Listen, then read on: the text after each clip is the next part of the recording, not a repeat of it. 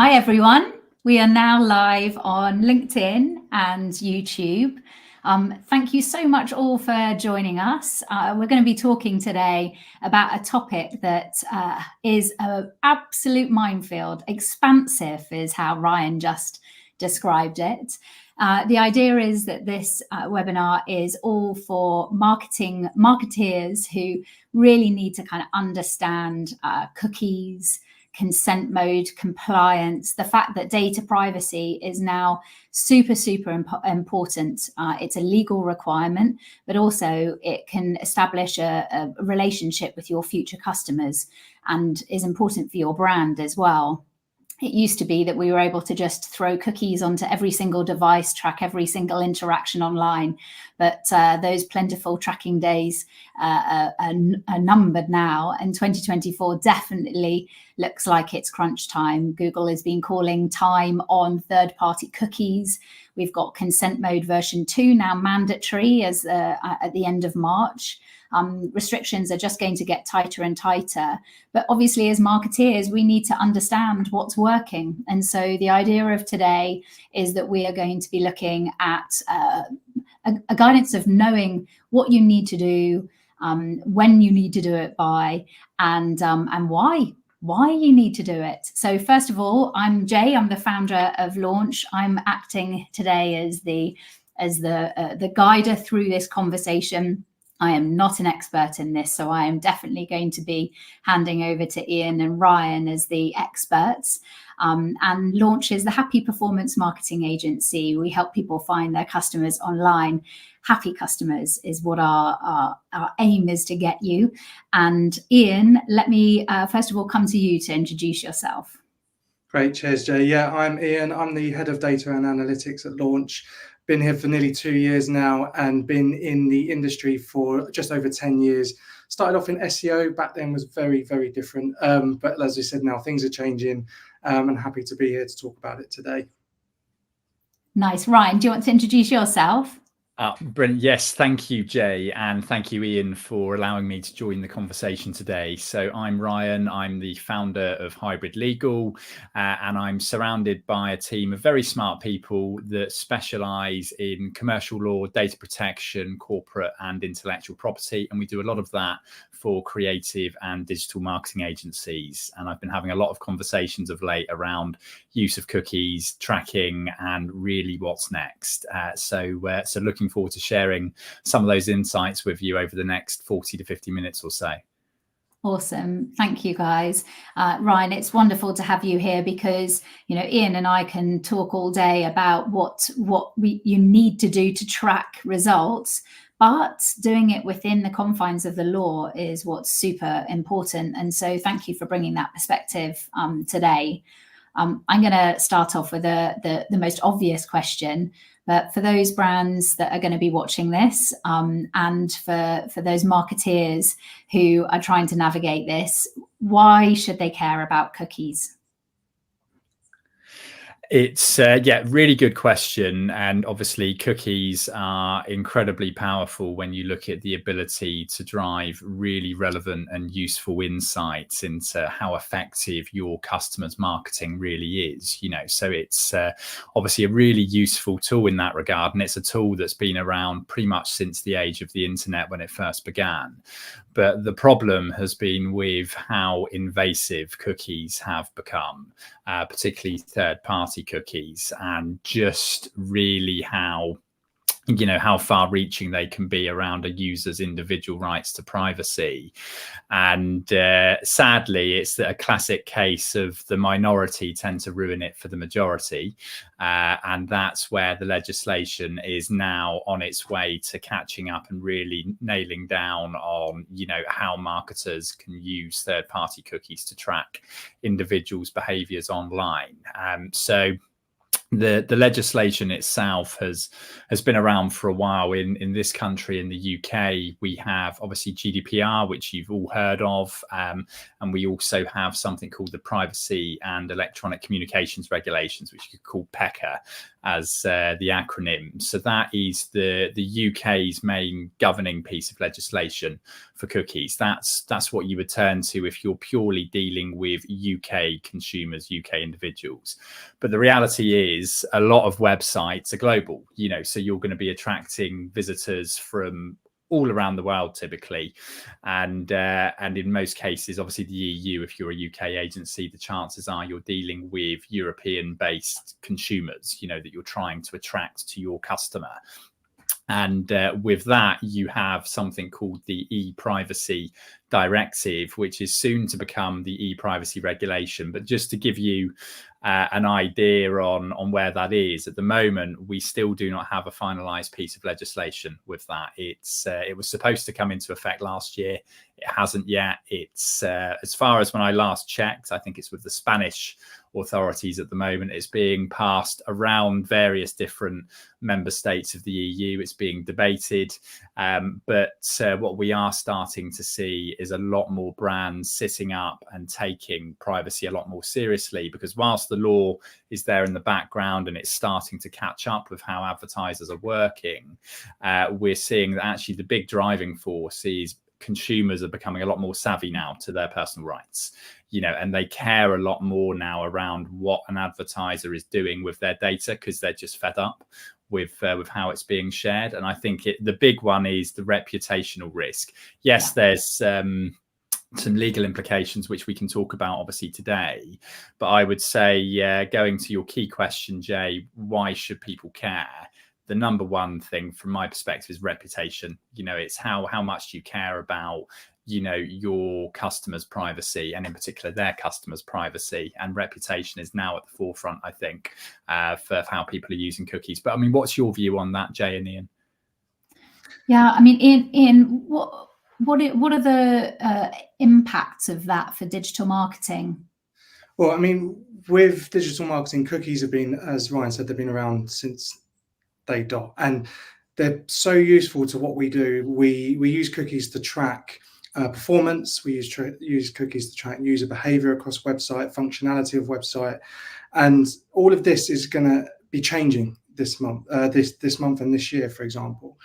And cookies use things like for user experience, where people can log in without having to remember their password, or their basket is still remembered. Really useful functionality things at cookies. So it's not all targeting and third-party data that's being taken out of it. But because of that, and exactly like Ryan said, because of the small minority that is exploiting this cookies, there needs to be change, and that's why that's now going across, or certainly across the EEA at the moment with the new Digital Marketers Act, which is why things like consent mode is now being aptly named consent mode version 2. They've moved it to version 2. And the death of the third-party cookie is going to be coming finally from Google and Chrome. From my perspective, we've had 10 plus years of dropping cookies left, right, and center on everybody's device, with this idea that you could track from first interaction through to final sale what that user journey was. I think that at the same time as us losing that visibility, that's a really positive thing, because it is not a linear path to purchase. And it was only telling us part of the story that marketeers were then becoming super lazy at going, oh, well, Facebook's working, just put all the budget there, or Google's working, put all the budget there. And the nuance of interacting with a customer and turning that person into an advocate, it should be much more about, making that person feel something, creating products that actually answer their needs, not about whether all of the money on Facebook was worth that money or not. So I think that we've got, 3 perspectives here of why we need to be able to track a certain amount of interaction, what the legal standpoint is, but also how do you actually treat your customers and create a better experience. Ryan, what's the consequence if people don't take cookie privacy seriously? So one of the early consequences, there was a case with Google. It was going way back around 2012. You might remember when Google was quite naughty with its consent that it obtained for using Google Analytics and Safari browsers. So it was all around the Safari browser settings, and Safari browser settings, you might remember, had a do not track setting on it. And Google managed to work around that, led users to believing that they're on Safari, therefore they're not being tracked because this browser setting is completely effective. But little did they realize that they were still being tracked by Google. And that cost them, I think it was around the tune of $21 million in terms of a financial penalty. So that was obviously, it's a foreign case, it's a US case, it's not a UK or EU case, but that was kind of one of the big first headline cases of a specific example of a cookie issue there and tracking. And since then, sadly, Google has led the way with naughty behavior. There was a case back in 2022, which is commonly known as Schrems 2, and that was the use of Google Analytics. And it was a case brought by an individual whose surname was Schrems, or is Schrems. I'm talking as if he's passed away. He's still alive.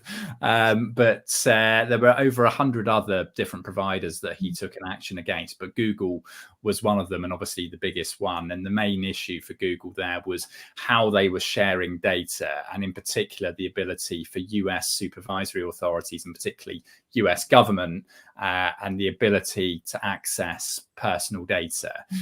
Google couldn't say that we can completely block the US government from accessing personal data that we're collecting from our Google Analytics tool. And because of that, there were a number of data protection authorities in Europe, including Denmark, Germany, for example, that said, actually, because of this ruling, we don't think that Google Analytics complies with GDPR, especially the spirit of it. And we think that, you know, there's a risk. They tried introducing some safeguards with standard contractual clauses to try and paper over that, because you might remember Privacy Shield being the go-to thing if you were using an American-based products. But unfortunately, it still couldn't guarantee that Google wouldn't allow access to the US government if needed.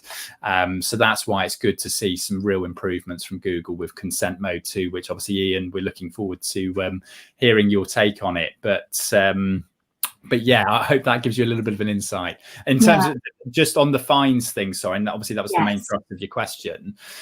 So yeah, the fines are very much in line with GDPR. So 4% of annual worldwide turnover, but that's a major kind of, you've made a major mistake. Realistically, it's a written warning to begin with, slap on the wrist for non-compliance, then potential follow-up action where you're investigated. But the reality is, when you look at the number, because I was asked this by a client the other day, he said to me, what's the point, Ryan? You know, what is the real deterrent for doing this?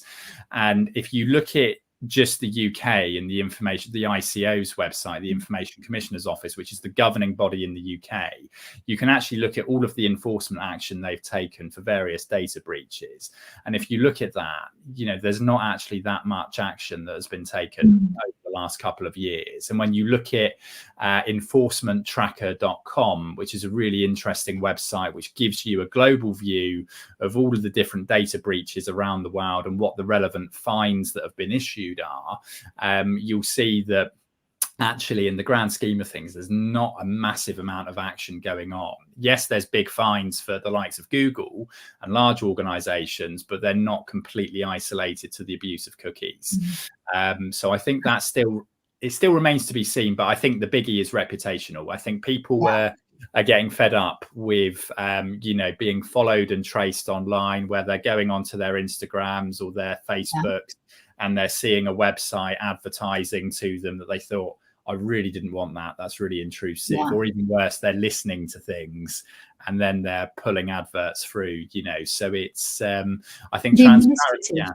The administrative burden also, because everyone can see what cookies are being dropped onto their device, the administrative burden, if you haven't accepted all cookies and they've been dropped onto your device, you can then contact the company. You can say, I want you to, you know, amend your policy. And I've seen cases of businesses being kind of bribed or blackmailed in that scenario, saying, you know, we will send your information to the ICO office. So it's the risk is not only legal action, but all of the administrative burden when your users see that you're not acting compliantly. Yeah, it's a really good point. Ian, you were going to say. I was going to say, yeah, that coincides with Google's almost taking matters into its own hands as well, because we've seen where Google would scan a website and know if your cookie banner is fit for purpose or not. We've seen it before where a client has been sent an email directly from Google to say, we've noticed that your cookie banner isn't working as it should. You're currently non-compliant. You've got 28 days to fix this. Otherwise, we'll pause all of your ads. And they honestly don't care about how much you're spending, because we've seen it happen to clients that are spending thousands a month on their Google ads. And I think goes back to that point where Ryan mentioned that they were fined for this particular issue years ago, and that just sort of coincides with GA4 needed to come along, and Universal Analytics was so outdated. I know everyone hates it. I hate it. It's not very good, but it needed to happen, and it's intelligent. Once it starts to work properly, it does use machine learning and model data because it has to. And when we now bring in things like Google Consent Mode version 2, when a user declines cookies, it allows Google to model that data. So it still gives us the information that we need, who converted from what channel. Even if it's not 100% accurate, Google will go, it probably come from this channel over here, so we'll just put it here. And all of it makes sense based on the way things are changing, because people just are more aware that actual cookie banners are not just something that appears on the site anymore. People are looking at actually, is it working? And that's the key. People are now realizing that cookie banners, some of them just do not work. We've audited many clients before where we've gone, you're currently not compliant, we need to fix that really quickly. But yeah, that's kind of where they are at the moment. And there's some naughty behavior with those cookie banners as well, as I'm sure you've both seen. I'm sure a lot of people in the audience have seen either there's no granular consent, and when I say granular consent, I mean really carving out the differences between strictly necessary cookies, where it's really required for the functionality of the website, remembering when you've placed something in the shopping cart, for example, and remembering a user's preferences. They're fine, you don't need consent for those. But the other cookies, the third-party cookies, for example, you've already got the box ticks. It's already toggled, and they're just assuming that you're cool with that, and or it's accept all cookies, and the wording is quite vague. That's where obviously it's quite naughty behavior, because really the consumer, the visitor, needs to make a really easy decision. It needs to be nice and clear for them to actually opt into the use of additional cookies that aren't strictly necessary. And that means not having it pre-selected and trying to be, as clear and descriptive as you can. Obviously, you don't need to write them War and Peace in that very small box, and tailor it to your audience, of course, as well. But ultimately, they need that ability to say yes or no. Yeah, I think a successful company is going to be designing their website to have that as part of the user experience. At the moment, so many are just, taking the cheapest, freest option, and the pop-up doesn't work, or it doesn't come up, and you're able to use the website without selecting. That's the biggest thing. So many websites you're able to use without selecting reject all or accept all or toggle on your cookies, and actually they've already dropped the cookies on there anyway.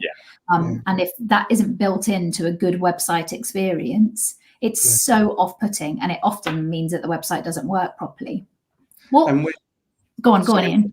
Very quickly add to that, with Consent Mode version 2, as Ryan has mentioned, when you start to split things out, what Google have done is added 2 new parameters that they specifically look for, which is add as in AD, add personalization, and add user data.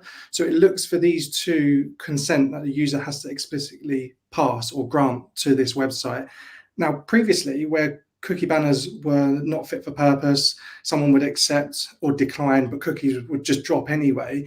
If these are not set correctly, and Consent Mode version 2 hasn't been set up correctly, then you can start to see remarketing issues with your Google ads. You can start to see things that would normally be there with your Google Ads campaigns now starting to break off or potentially fail because of these two parameters need to be accessible. Can I drill down into that a little bit more, Ian? So basically, the audience of marketers who are watching this, or brands that are watching this, if they are running Google advertising, they have to have set up Google Consent Mode version 2. Is that correct? So Google Consent Mode version 2 is required for the Digital Marketers Act, which is currently if you operate in the EEA. So I think most people do anyway, but I just wanted to make sure that is what is key at the moment, because the Digital Marketers Act is only for the EEA at the moment. But in actual fact, when you're creating with consent mode, if Google realizes it's not there, then audiences, remarketing will all have an impact on this. So it needs to be there for Google Ads to work. So a consequence of not setting up Google Consent Mode version 2 properly is not only, one, you might not be compliant, but two, the data that's going to be coming back in to fuel your Google Ads is going to be poor quality, if not like zero quality. And therefore your ads will cost more because it won't be able to run efficiently. Exactly that, yeah. And whereas before Google would drop the cookie anyway, and your cookie banner would have the logic to stop it dropping, here you have to actually add 2 new parameters. So we have to do the work. So it's not just Google just making a change and then if your cookie banner is non-compliant, it doesn't work. We have to go in predominantly around Google Tag Manager, but certainly with your cookie management platform, and make those changes in there for this to work moving forward. So I've got two kind of points I want to pull out here. One, first of all, those who are watching live, not watching on the playback, because it's a bit like ITV, you know, if you're watching the playback, you can't enter the competition. Please do ask questions. You know, if you've got, this is a complicated, very expansive topic, please do ask questions and we'll do our best if we can answer them to answer them. And if not, come back to you afterwards. But also at the end of this, there will be 2 resources available. One from Hybrid Legal, which will give you a lovely checklist of things that you need to do to be compliant. And we're also going to be doing a 1-pager from Launch's point of view on things that you know, to signpoint you in the right direction of trying to bring this topic all into one place for you. So that's just to signpost you to those at the end of this. Another thing I'd like to raise now is why is it back in the news now? GDPR, so many people deleted their databases or did whatever in a kind of fit mad of panic. And then we obviously had then news about Chrome, the Chrome browser, and third-party cookies becoming, you know, further down the line of depreciation. Why is it back in the news again now? What's this moment that's happening in the industry? Is that to me or to Ryan? So I don't know if it's a legal thing or I don't know what the deadlines are around at the moment. Ryan, is there anything that's happened? Yeah, it's interesting. I think obviously there's a lot of pressure now for companies to improve how they're dealing with personal information. I think there's a lot of cookie fatigue as well in the marketplace. I think generally, if we take a step back and think about ourselves as individual consumers, you know, I don't know about you, but it's in a way, it's on one hand it's good to see, on the other hand it's annoying to see that more or less every website you go on now, every app that you're using, there is a cookie box that is pinging up to say, right, these are the cookies we would like to drop on your device. Are you cool with that? Yeah. And interestingly, with the proposed e-privacy regulation that's coming into effect, I'd love to tell you this is exactly when it's coming in, but unfortunately I can't at the moment. Yeah. But from the draft legislation that we can see, there does appear to be some light at the end of the tunnel to try, because they've noted this challenge with cookie fatigue. and consent boxes going wild. Yeah. And it's actually it's not having the desired effect anymore. People are just saying, oh, sod it, I'll agree to them all just to get it out of my way so I can see the content that I really want. And then meanwhile, lovely third-party cookies are doing their thing. Yeah. You know, so it's kind of gone past that point. People are fatigued, as I say. So what they're suggesting is, you know, as long as you can demonstrate that the advertising that you're doing is proportionate and highly relevant to what they've originally come to you for, you know, there might be light around more relaxed consent required. Now, I can't give you a concrete answer on that yet because it's not fully enacted, but I would certainly say that the legislators have taken note of just how frustrating it is, and they're trying to look at ways of safely relaxing what type of cookies you can consent to that go beyond just the strictly necessary cookies, because they realize that if you just, you know, insist on everything requiring consent, it's going to be a nightmare to market to people. You know, so the good news is, you know, there are some obviously cracks appearing in a good way there. Yeah. Whether that's driving the chatter in the marketplace at the moment, I don't know. I would say that what we have seen, you know, on a very local level here in the UK, and certainly with a few agencies that we work with, there's a few individuals that are doing the rounds of scanning websites, recording their screen time, recording the cookies that are being dropped. And we've seen a couple of clients actually receive a CD-ROM. I mean, a CD-ROM I've not used in many years now. It's like the floppy disk, isn't it? But a CD-ROM with the... Yeah, with the recording. I mean, I wouldn't even know where to put it at the moment with my current machine. I'd have to buy something to plug into the side of it. But you know, a CD-ROM with a screen recording and just showing the cookies that have been dropped before the banner has been interacted with, and then asking for money or threatening a report to the ICO.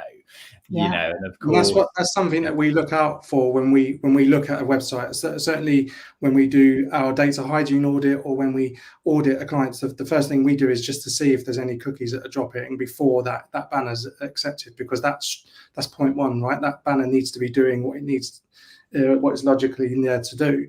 And also, just to answer what you mentioned as well, Jay, the other side of it from a marketing perspective is there's the Digital Marketers Act that's coming out now. So because of this, consent mode is only there because of this. Google needs to do stuff because of laws and legislations are changing. But the death of the third-party cookie for the Chrome user has been sort of in the air for about 3 years now. They keep teasing us with it, but I think Apple have been there way before with their iOS system. They're already doing what Google's currently trying to do. But I think around 65% of world users are on Chrome, so it's a big thing for Google to do with Chrome. But I think that needs to happen this year as well. Yeah, because you've got these two conflicting situations, which is that the death of the cookie and tracking, but then the rise of AI-powered advertising platforms that only work if there is tracking data there. And the two things are massively in conflict. We've had to turn down a client before who I actually agree with them that they were setting up a company that didn't require they didn't want any cookies at all, any tracking at all, that went against their ethos as a company. But we couldn't do advertising for them because the advertising won't work if there's no tracking in place. It's crazy. Yeah, well, is there any credible alternative to Google? You know, can you think of, as advertisers, you know, what is the next best thing to Google? Well, that's a really good question. And we're starting to see actually a rise of third-party analytics companies starting to come in more into the limelight, because, as I said before, people are getting really annoyed with GA4. The data is not 100% correct. GA4 is a bit of a mess. It was rushed, I believe, my opinion rather. And then with these new companies that are coming through, they're allowing us to see more accurate data, more attribution data. Some of them are even now feeding that data into GA4. So we've got a client now that has a third-party analytics company that tracks the data and pushes it into our ad platforms, into our GA4. So we're not even using Google Tag Manager that other traditional websites would be using. So there is definitely a rise that's coming. There are a number of companies out there, so it would be unfair for me to name one, but there are a number, so it would be worth going out and speaking to those clients and those companies. But the challenge is getting it into the actual ads platform, getting it in to feed good data into actual Google ads, into actual Meta. And that's where the challenge is. A lot of these tools sit independently and you can see what's working, what's not working, but it won't fuel the AI-driven advertising. So the growth of these AI-driven strategies in ads is in direct conflict with the situation we have with cookies. Can we talk a little bit more about the difference between first-party and third-party cookies? One of the things that's always hard to do in these style of webinars is explain every single term. But something that we've spoken about, I think, previously is you think that first-party cookies and this and business data should be the right of the company. If you're buying something and you've accepted cookies and you're buying it, you're putting your name and address into the website to receive that information. That's now a more grey area, isn't it, Ryan? That how you deal with that data is now super important as well.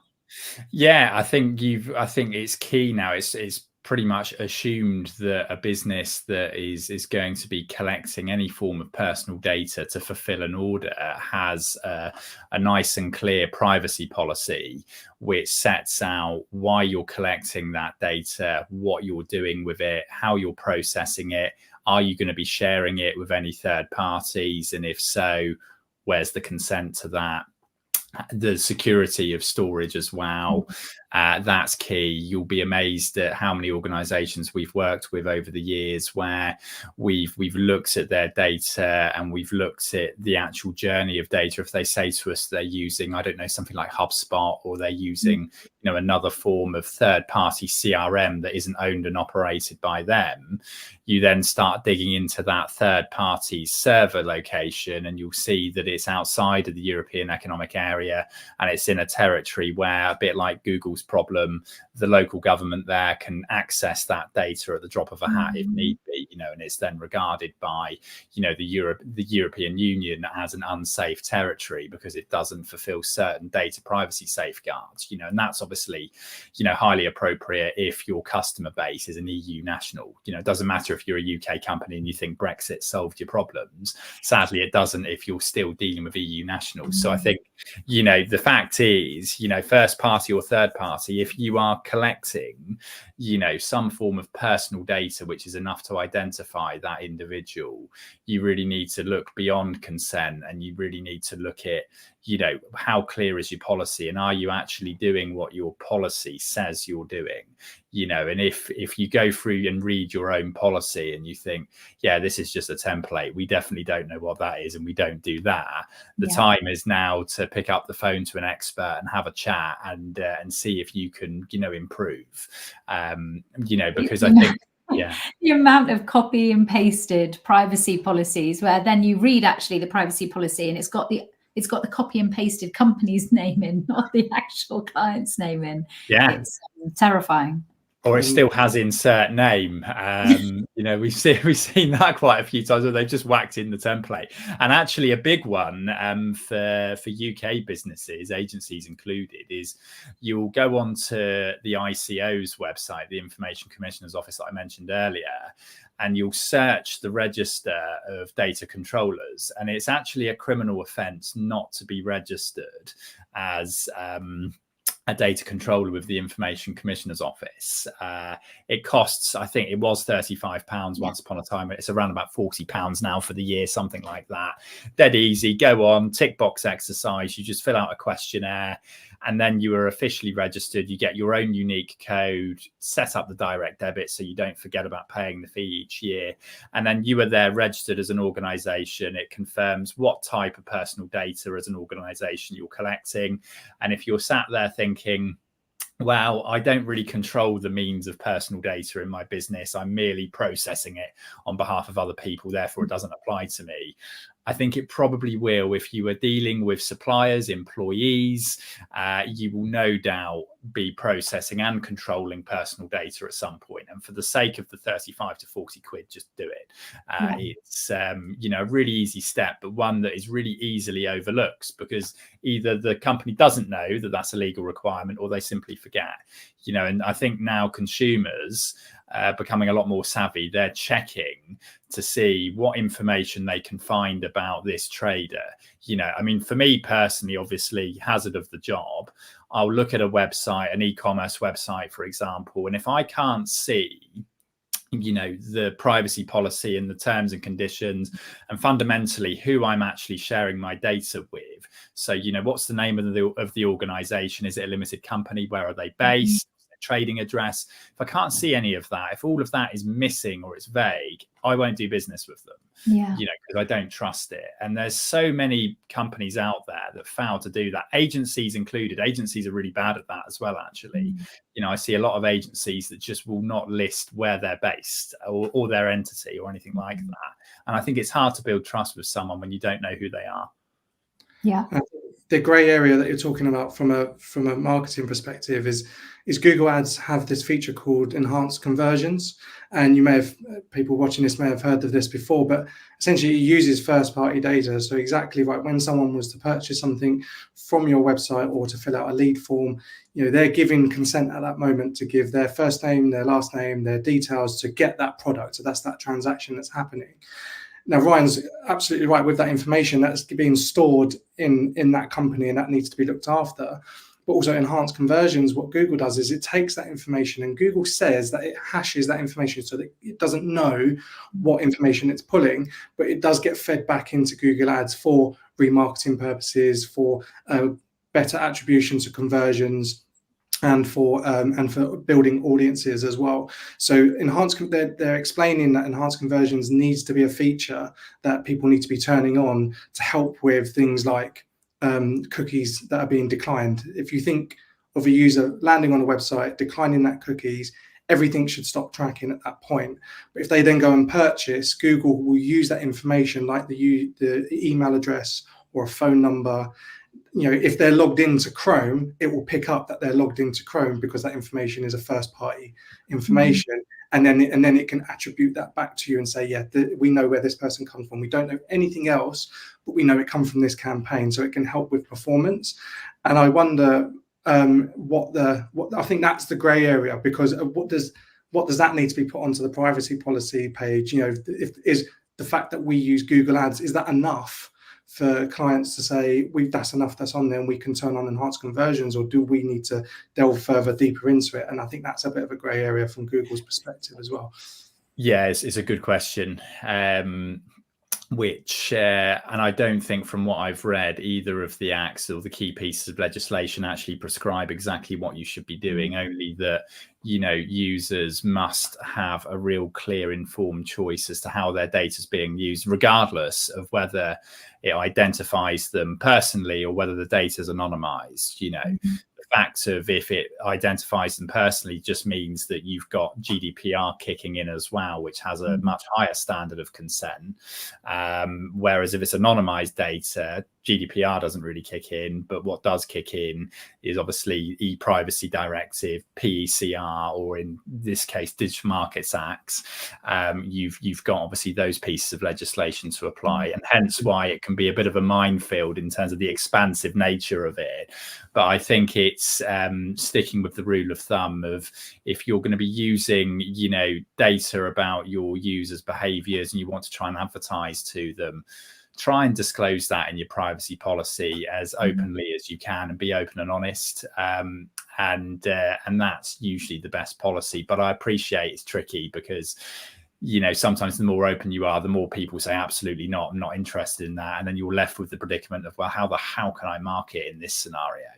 You know, so and marketing isn't bad. Actually, marketing's bloody brilliant when you think about, I mean, I subscribe to Amazon I've got a Kindle, and when I'm approaching the end of my book, I will get an email from Amazon to say that we would recommend that you read this book next based on your experience. So it knows when I'm approaching the end of the book, it's going to recommend me another relevant book, and I have no problem with consenting to that form of marketing because it's really useful to me, and it helps me make an informed choice, and I've consented to that. But I would be a bit miffed off if I've been talking about kayaks and then all of a sudden I'm being bombarded with kayak advertisements on my Instagram feed.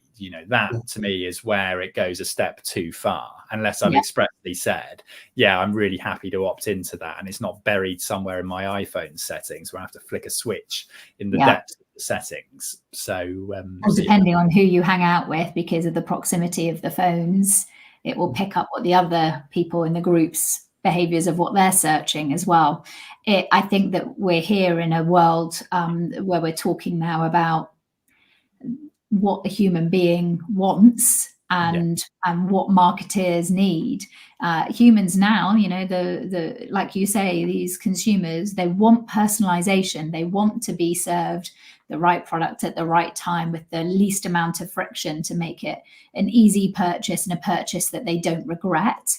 That's normally one of the biggest barriers to buying something, is the prediction of, am I going to feel regret over this purchase?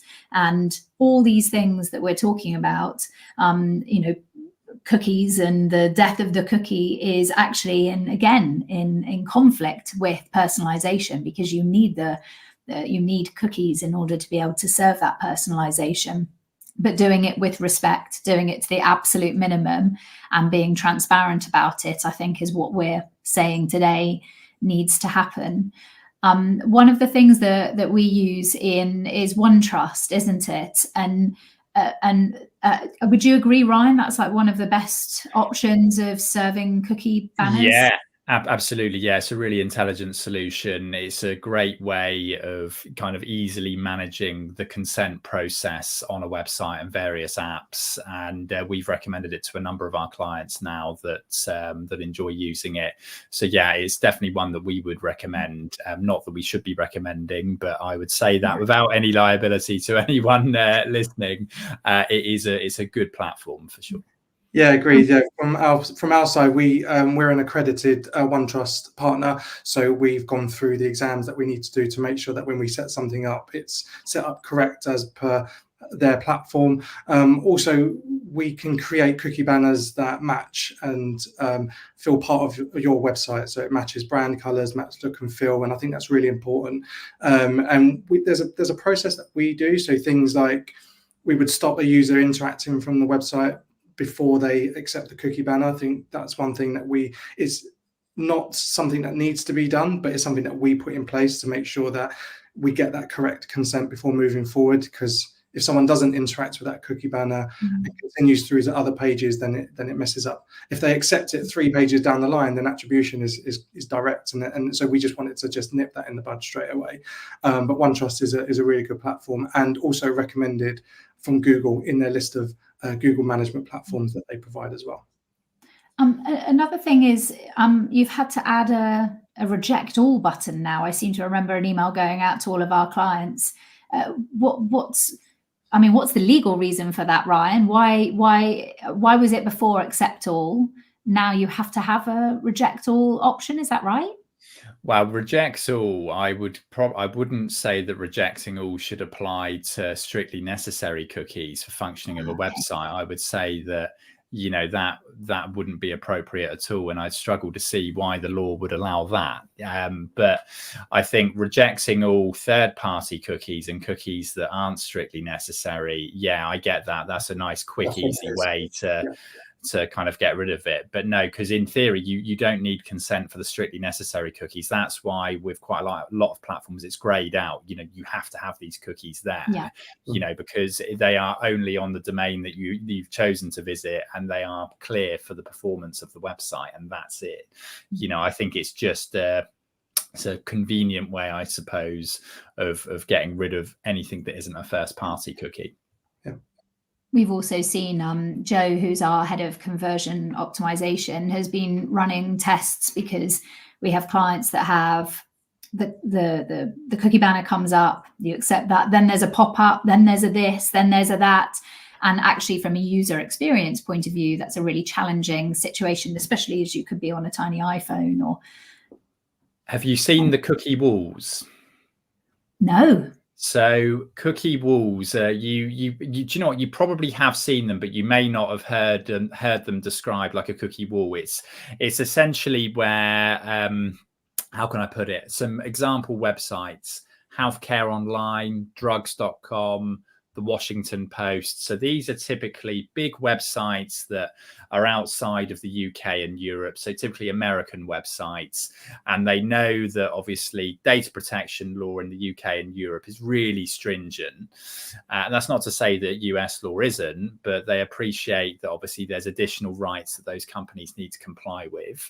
And what they do is they say that if you want to continue using our website, you have to consent to third-party advertising cookies. That's the deal. If you don't agree to this deal, then fine, but it means you can't see our content, and that's against the spirit of the law, because you should be able to freely give consent without consequence. If you don't give consent, you shouldn't be penalized for that. And actually, the Washington Post is quite an interesting example, because what they offer the visitor is they offer 3 distinct packages. So if you want to not be targeted by advertising cookies, that's fine, but you have to buy this premium subscription to the Washington Post. But if you want to browse and access the website for free, then you will be subject to obviously advertising cookies, etc.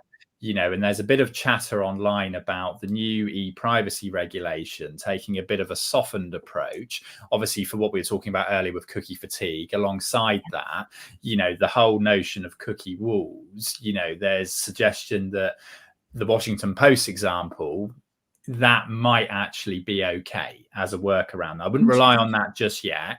But what I would say is we are starting to see flex and movement around, realistically how these cookies are dropped and how cookie walls could in theory be used in the future.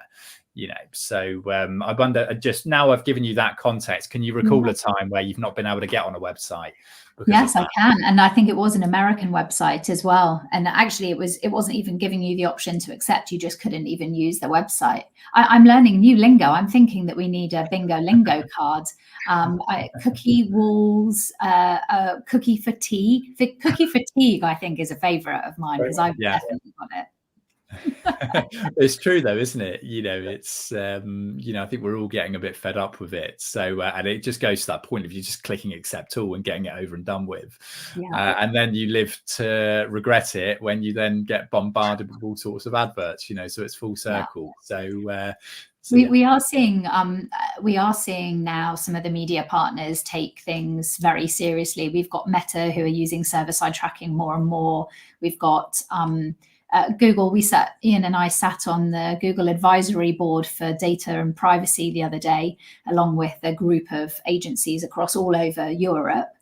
Interestingly, one of the largest agencies there said, I think they'd only had a take-up rate of something like 30% for Google Consent Mode version 2. All of the other 70% will be really struggling with their advertising soon if they don't accept it. I think we should, I don't know if we've got any questions. I can't see any in the chat, so I'm going to give people an opportunity to ask some questions. But in the meantime, just in case we don't get any through, what's the kind of the one takeaway that you would give to the digital marketeers who are struggling with understanding privacy along with all of the other things they need to do in their jobs? Ryan? One key tip on a really expansive topic. What would I say? I would say that it's really easy to overcomplicate and overthink it, but I would say that take it back to basics. Obviously I'm going to share, or rather you'll have the ability to access a nice checklist which just goes through all of the key questions you can ask yourself to work out are you in a good position from a consent perspective. But I would say the key summary would be, always seek permission. I know there's this lovely saying where, forgiveness is often easier to ask for than permission. And obviously I see a lot of that behavior. And do you know what? The reality is you could crack on, and just drop cookies, and the chances, it's a bit like, going up against HMRC. You're just sat there thinking, right, at what point are they going to come and knock my door? And the problem with HMRC is they will knock your door, but they're just very slow moving and they'll give you a false sense of security. And that, I think, is a similar challenge here for data privacy. The reality is, the law is, improving. And I would say that on the reputational front, put your reputation at front and center, not only your agencies, but, your business. And if you really respect, personal privacy, show that you do by having a really good cookie control function, be on top of your consent, and make sure your privacy policy is accurate. It's not a template. I mean, you can use a template, but just make sure that you read the template and you do what your template is saying you're doing, and make sure it's up to date. So I would say that distilled down, I'm hoping, that there's a few takeaways in there for the audience. Yeah, I think that's a great shout, Ryan. And I'll put that banner back up again so that people can get your email address. In the meantime, we've got Kirsty Marks who's asked a question. I put it up early there, Ian, so that you could get a head start on reading it, because it doesn't make that much sense to me, but I'm sure it makes sense to you. Do you want to answer Kirsty's question? Yeah, it's a really, really good question. And the answer is yes, it will be impacted, because the two new parameters work off the same categorization as ad storage. So the way we set it up in OneTrust is if OneTrust categorizes each cookie into different categories. For example, it's C002, C003, and so forth. And one of them is for functional cookies, one of them is for performance cookies. So the targeting cookies is what the other two parameters look for, which is the same as ad storage. And then what happens is, if a user was to originally accept it and then go back and then decline it or update their preferences, the way OneTrust should work is in Google Tag Manager, the update tag would fire, and then it would change everything back to denied. And then at that point, nothing should be tracked. So it does impact it as a user is scrolling through or through their journey as well. Fantastic. Kirsty is using this opportunity to get all the questions in. Thank you, Kirsty. It's wonderful, because sometimes it's a bit of a lonely place in a webinar when you can't see other people's faces. So thank you for asking your questions. How about this one, Ian? I'm so glad Ian's here. So with regards to the data layer, so the data layer is the website pushing information to the data layer. It's called a data layer push, and it's for other platforms to take that information as and when we need it. The way we do things with OneTrust is, if a user rejects all cookies, then these particular tags in Tag Manager won't fire. Therefore, it won't read what's in the information of the data layer. However, the data layer may still push that information. Developer here. So Kirsty is a developer, so that's excellent. So as far as I'm aware, the data still gets pushed through at purchase, because of things like first-party cookies and enhanced conversions will pick up that information. But in terms for third-party cookies, or for cookies that have been denied or declined, the tag shouldn't fire. So therefore, that Google Tag Manager tag doesn't read what's there. So that's where it stops at the beginning. Hopefully that helps. But feel free to reach out if you have more questions. They were awesome questions, Kirsty, and we always love a friendly developer. Yeah, she highlights the fact that she's a developer here. We love friendly developers. We spend our lives talking to them to make sure that we're acting in the best interests of our clients and helping them through this privacy future. I think Ian, you had a point that we've discussed before about what's kind of coming next with cookie privacy, and something to do with a sandbox, which my kids would probably love. So would mine. Yeah, she would absolutely love it. A fun fact: when my oldest daughter was younger, and she was asked what I do for a job, she said making internet. So I'll take that. I'll make internet. So I think my one takeaway would probably be to do 3 points. So it might be a bit, but what you need to do at the moment is to make sure that consent mode version 2 is on, make sure it's running and it's correct, and make sure that either reach out to your cookie management platform to make sure you know where the setting is within that. If you don't know where it is, or you're using OneTrust, reach out to me. I'm happy to help with that point. Second thing is make sure that enhanced conversions are up and running on your Google Ads platform as well, because that helps with remarketing and audience spaces, and it does use first-party data. So we should be okay when anyone declines cookies there as well. Excuse me. And the third thing is, it's a bit of a longer-winded one, because the death of the third-party cookie is coming, but it's starting to only roll out to 1% of all Chrome users at this moment in the first quarter. So you may notice that your website may not function correctly if you've gone onto that website, because it's testing it. There are ways for us to add flags to Google Chrome to see what your website would look like without third-party cookies running, so we can test that. And also in the developer tools of Chrome, there's now showing little error marks to cookies that will no longer function if in 2025, basically. So there's a nice way of starting to look now about what we need to do and how to plan it. It's anything like GA4. It came around really quickly on the 1st of July last year. We thought it'd be the end of the world. It wasn't, but people were pushing for that date. It's going to be exactly the same this year. So I think anything that we learned from GA4 is to definitely prepare for this, because if it does hit us and things start to change, then we're going to be bigger problems at that point. So we're going to be wrapping up shortly. We've got a quick question here from Kev that I'm going to pick up, if that's okay. Kev, I did mention at the beginning, like you said, that we should really be building cookie consent into the user experience from a delightful point of view. I love that you use the word delightful there. We don't have Joe, our head of conversion optimization here. I bet you he's got some good examples. I might get him to pop some in this LinkedIn event page later, where we can post comments. But I would say that launchonline.co.uk, our website. Yeah, that's a no-brainer. I mean, we're using OneTrust. It's all done in the company branding. You can't use the website without accepting the cookies or rejecting the cookies. And it just is just a quick way of doing it in a way that it doesn't disrupt the experience too much. Whether it's delightful or not, I can't say that it's most delightful, but lots of companies do it in the theme of their tone of voice. So they talk about like chomping cookies and things like that. So I think there are companies that are doing it with personality. And I do think that we should all get a little bit closer to our web developers and ensuring that they understand what our company values are and our tone of voice is, so that they can then advise how to, better incorporate it into the experience. So it sort of answers your question, Kev, but not quite. And hopefully get some people over to the website. You never know. I've put up below the banner. Ryan, thank you so much for giving your personal email address out on this. And you'll be able to send on the cookie checklist to the people who request it. And we'll also put that banner up on the event page as well.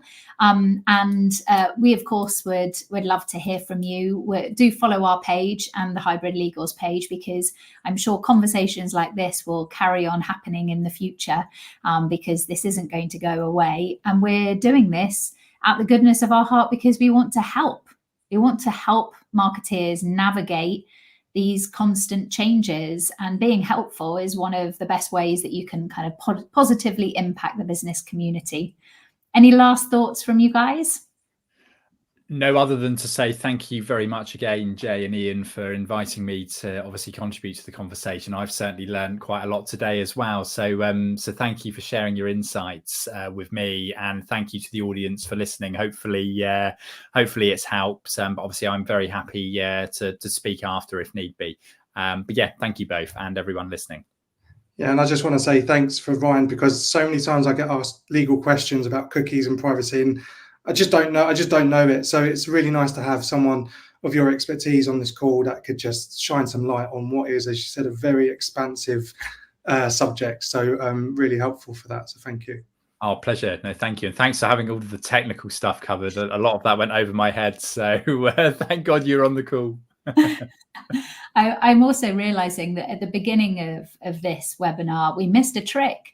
At launch, we always talk about our favorite biscuits, and that's how we introduced ourselves. And maybe we could have chosen our favorite cookies but that's maybe a very good point. Yeah. Thank you very much, everyone. Thank you for those of you who are watching it live and for those questions, and those of you who are watching it on demand. Please do get in touch with us, and let's do some more of these if you've got questions that want to be asked. Thanks, everyone. Thank you. Bye, everyone.